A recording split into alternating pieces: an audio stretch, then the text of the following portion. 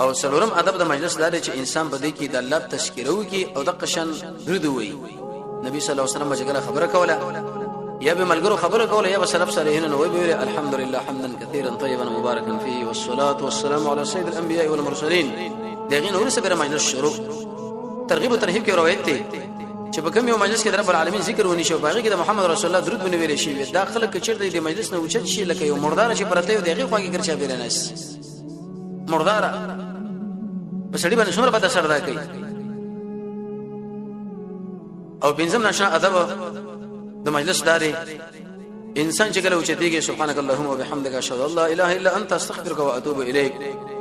رسول الله فرمایي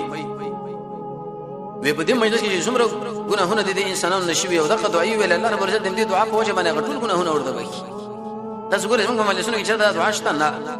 مؤمن سره څومره مجلسونه کوي به چې مجلس نه اوچت شي وګوره دلا څه کوي څه نه کوي څومره خیر دا مجلس په اخر کې دغه دعا وایي الله بس ګناهونه